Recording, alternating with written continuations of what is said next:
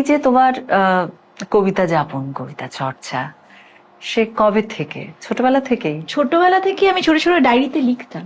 আচ্ছা, মানে ছোট ছোট ছন্দ মিলিয়ে মিলিয়ে লিখতাম। আমার লেখাটা বরাবরই অভ্যাস। আচ্ছা। তো তখন ভাবিনি যে আমি কোনোদিন লেখালেখি করবো বা কিছু। কিন্তু ওই যখন অ্যাঙ্কারিং করতাম, আমি অনেকদিন থেকে মানে সঞ্চালনটা আমি করতাম। আচ্ছা। তো কুইজে বলুন বা সবকিছু, তখন এই ছোট ছোট কবিতা লাইন পড়তাম এবং সব থেকে বেশি আমার নিজের লেখাগুলো ছন্দ মিলিয়ে মিলিয়ে যেগুলো সেগুলো দিয়ে আমি আচ্ছা আচ্ছা এই করতে করতে হঠাৎ এই মুনমুন মুখার্জির ভালোবাসি কবিতাটা খুব মনে লেগে গেছে। আচ্ছা। দিয়ে ওই কবিতাটা আমি একটি বসন্তী উৎসব ছিল এবং সেখানে আমি পাঠ মানে মুখস্থই বলেছিলাম। হ্যাঁ। তো ওটা স্টেজ থেকে নামার পরে একজন বয়স্ক ভদ্রমহিলা আমার কপালে চুমু খেয়েছে। আচ্ছা। তো সেটা এতই ভালো লেগেছিল যে তখন মনে হচ্ছে কবিতার মধ্যেই ঢুকে যাওয়া, মানে তখন থেকে পার্মানেন্টলি আমি কবিতার মধ্যেই আমার মানে কবিতার প্রতি ভালোবাসা ছোটবেলা থেকে থাকলেও একটু যখন তোমার বোধ হয় তখন থেকে তুমি ছোটবেলা তো আর বুঝতে পারি না যে এর মধ্যে যাব, বা তখন এতটা যে সোশ্যাল মিডিয়া ছিল তখন অতটা ছিল না। ঠিক, তারপর থেকেই তোমার একদম এই ভালোবাসা এবং কবিতার সঙ্গে পথ চলা। পরের কবিতায় যাই, তারপরে আবার গল্পে আসবো। পরে শোনাচ্ছ তুমি? আমার খুব পছন্দের একটি কবিতা, কবি শহীদ কাদরীর লেখা অপেক্ষা করছি।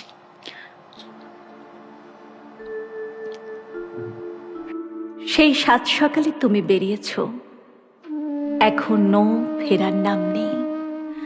টেলিফোন করছি এমন ভাবে যাতে বৃষ্টি ধারার মতো নম্বরগুলো বেজে ওঠে, যাতে তোমার মনে হয় কে যেন গাইছে গীত বিতানের গানগুলো।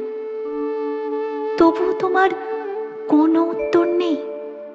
তিনটে SMS করলাম, দয়া করে উত্তর দাও। যখন তুমি বাইরে যাও ভয়ে আমি কাঁপতে থাকি, আর যখন ফিরে আসো মনে হয় আমি সেই লোক যে একদা চন্দ্রপৃষ্ঠে হেঁটেছিল। দেখো, আমি ভয় পাই, কেননা ইতিহাসের অন্ধকারে হাঁটতে হাঁটতে আজ আমি জরাগ্রস্ত, বন্দি একটি বিদেশি বারান্দায়। হ্যাঁ, বিচ্ছেদ তা যত ক্ষণকালেরই হোক, তাকে আমি ভয় পাই।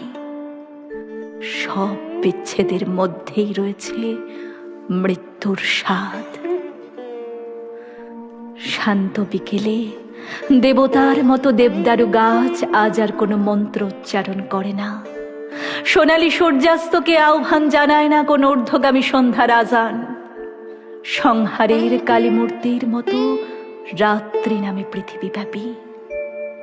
সেই সকাল 7টায় তুমি বেরিয়েছ, এখন বিকেল 5টা।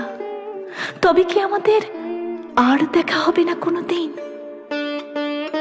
ইরাক চলছে, আফগানিস্তানের পাহাড়ে পাহাড়ে হন্তারকদের সাবমেশিন গান গর্জন করছে বারবার।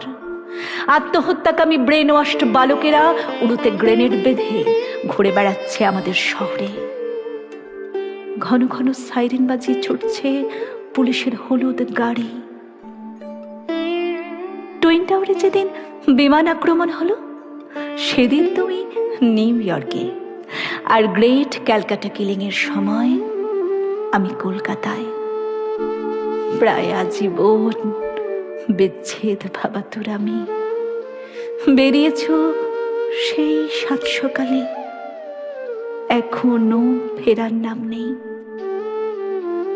মৃত্যুর আগে প্রত্যেকেরই প্রাপ্য একটি শেষ চুম্বন। আমি কি তাও পাবো না? আমি কি তাও পাবো না? কি অদ্ভুত ভাবে একটি কথা নাড়া দিয়ে গেল ভেতরে, যে সব বিচ্ছেদের মধ্যেই রয়েছে মৃত্যুর স্বাদ।